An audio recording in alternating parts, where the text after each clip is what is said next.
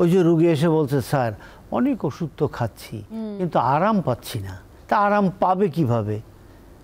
আরাম ভিতরে তো কষ্ট, ভিতরের মাসেল এবং মাসেল গ্রুপে কষ্ট এবং নার্ভ যে কম্প্রেশন হচ্ছে স্যার, আপনি যেমনটি বলছিলেন স্পাইনে সার্ভাইকাল রিজন যদি কম্প্রেশন হয় সেক্ষেত্রে নার্ভ কম্প্রেশন হচ্ছে, এবং প্রত্যেকটার মূল কারণ তো একটাই, যে প্রপার পজিশনে না বসা। এবং এই যে সার্ভাইকাল রিজনে যে সমস্যাটা নার্ভ কম্প্রেশন করছে এবং তীব্র মাথা ব্যথা, এটা কমার জন্য ফিজিওথেরাপির ভূমিকা কতটুকু? Change the posture, first thing.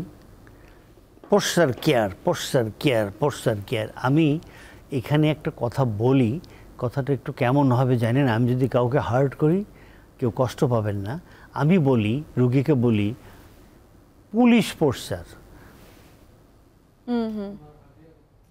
তো পুলিশ পোশ্চার যদি আপনি থাকেন তাহলে আপনার রাউন্ডেড শোল্ডার হচ্ছে না। পুলিশ পোশ্চারে থাকলে আপনার আপার ডরসাল কাইফোসিস যেটা বাঁকা হয়ে থাকে সেটা বাঁকা হচ্ছে না। এই চিন যেখানে ফরওয়ার্ড হেড পোশ্চার হয়, এই চিন যখনই সামনে আসে দেখেন কত জায়গায় টান টান টান পড়ে, সেটা পড়ে না।